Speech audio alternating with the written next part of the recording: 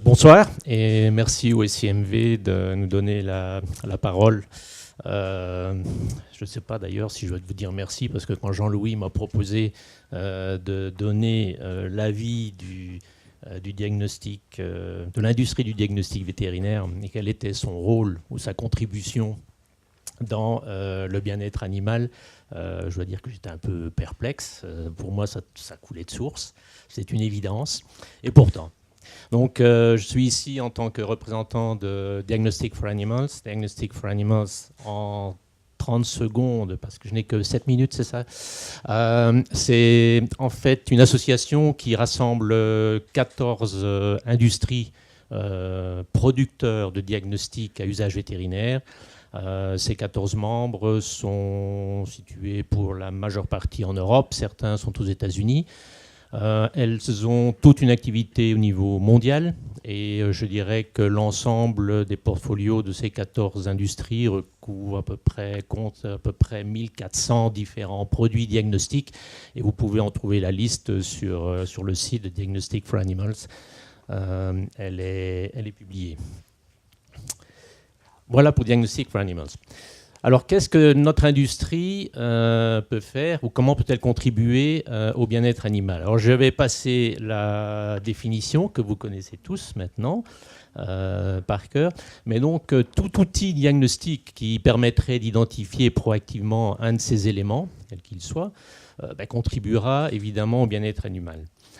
Notre industrie, telle qu'elle est définie aujourd'hui et constituée aujourd'hui, s'adresse essentiellement à la santé physique animale qui est indispensable, comme nous l'avons entendu déjà précédemment, indispensable et nécessaire au bien-être animal.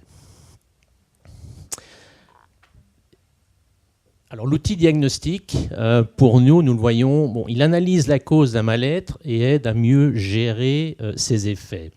En fait, le diagnostic occupe une place centrale, je dirais, sur le chemin qui va du mal-être ou de la source, qui est un stress, quel qu'il soit. Ça peut être une maladie infectieuse, mais également, comme vous le savez, les mouvements, la maltraitance ou d'autres raisons. Mais il occupe donc cette place centrale entre l'origine du mal-être et son traitement approprié. Et nous, notre rôle dans cette lutte pour le bien-être animal, c'est de rendre ce diagnostic le plus précoce possible. Plus vous déplacez le curseur du diagnostic ici vers la gauche, comme vous le voyez sur l'écran, et plus le traitement sera rapide, plus il sera ciblé et mieux il sera adapté à la restitution du bien-être et à l'élimination du mal-être. Nous allons donc vers ce que nous appelons une médecine de précision, avec un R, excusez-moi, et c'est là qu'est notre rôle essentiel. Alors l'usage, si tout citoyen est censé être égal devant la loi, ce n'est pas tout à fait le cas pour les animaux, en tout cas pour ce qui est de l'usage et diagnostic. Si nous nous adressons aux animaux de compagnie, nous venons d'en parler à la présentation précédente, pour nous, il est évident que les animaux de compagnie bénéficient de faveurs par rapport aux animaux de production. Différentes raisons à tout cela, on ne va pas rentrer dans le détail, mais en gros, la distance entre l'animal de compagnie et le propriétaire est beaucoup plus courte qu'entre l'animal de rente et le steak que vous avez dans votre assiette. Beaucoup plus court veut dire beaucoup plus facile à convaincre, beaucoup plus facile à... c'est une cible de communication beaucoup plus simple à gérer. Et en fin de compte, une grande partie de la volonté de participer au bien-être de l'animal de compagnie provient en fait à la volonté de participer à son propre bien-être, c'est-à-dire au bien-être du propriétaire de l'animal de compagnie.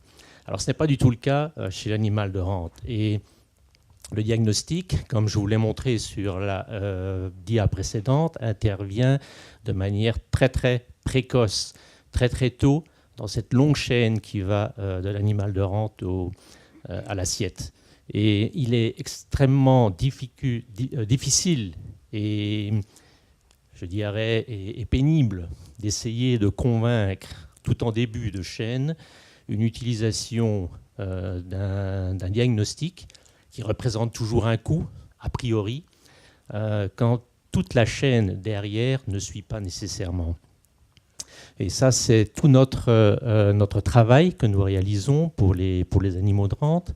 Ça va par une communication et une éducation, je dirais, qui nous prend, en gros, c'est du 9 pour 1 par rapport à l'animal de compagnie.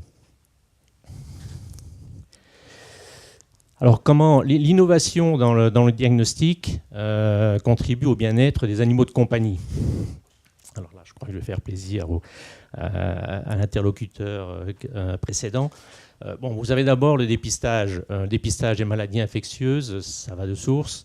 Mais alors, je dirais que pour la partie diagnostique de l'état physiologique de l'animal, l'animal de compagnie n'a rien à envier à l'homme. Il y a tout ce que vous avez pour l'homme existe aujourd'hui pour l'animal de compagnie. Ça va du bilan sanguin, urinaire, biochimique, électrolytique, endocrinologique. Vous pouvez avoir absolument tous les tests possibles et imaginables pour l'animal de compagnie. Malgré tout, la recherche telle qu'elle est effectuée aujourd'hui dans notre industrie va toujours sur la précocité du dépistage. Le plus bel exemple, je crois, sur les dernières années d'innovation en termes de diagnostic pour l'animal de compagnie, c'est le SDMA, c'est l'abréviation ou le symétrique diméthylarginine. C'est un marqueur des maladies rénales chez le chat et qui permet un dépistage qui est 17 mois plus précoce que les anciens marqueurs qui étaient utilisés.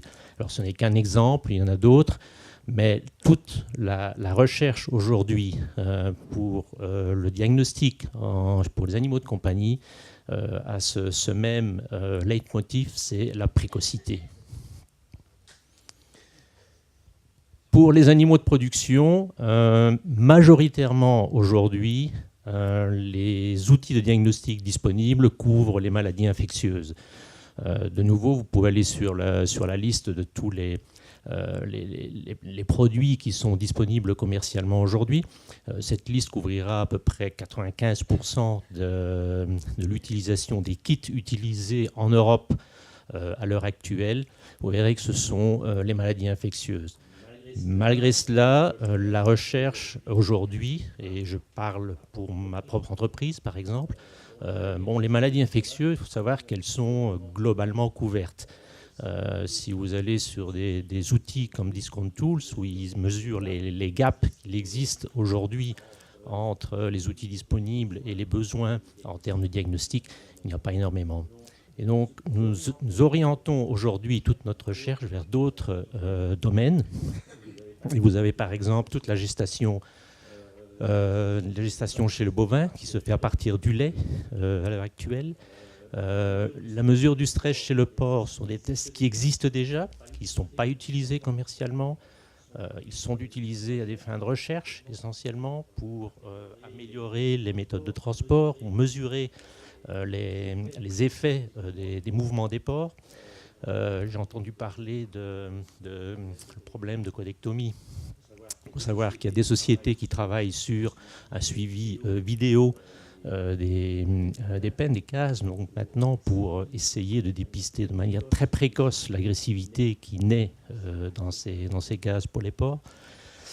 Ensuite, vous avez tout ce qui est mammite. Là, on va vers des tests généraux non spécifiques pour l'épistage d'un mammite existent depuis très longtemps.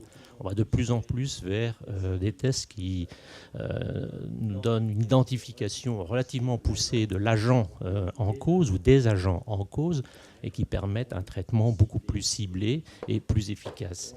Donc toute la recherche, je dirais aujourd'hui, en termes de diagnostic, va plus vers une précocité de détection dans tous les termes. Alors en conclusion, je dirais que les diagnostics permettent d'identifier les sources du mal-être et d'affiner son traitement. De nombreux outils existent sur le marché. Ils ne sont pas assez utilisés, à notre goût, mais ça, vous imaginez que je peux difficilement dire l'inverse. Mais on pourrait en utiliser bien plus afin de mieux déterminer et de mieux cibler le traitement. Et je dirais, mais ça a déjà été évoqué dans les présentations précédentes, que la productivité, la qualité et le bien-être ne sont pas obligatoirement incompatibles. Il faut convaincre.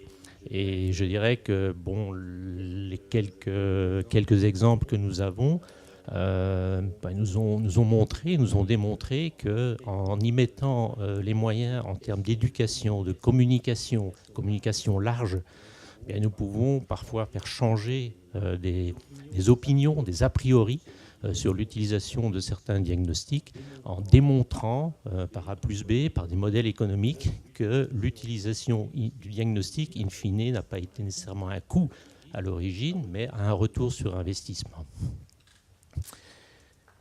Voilà.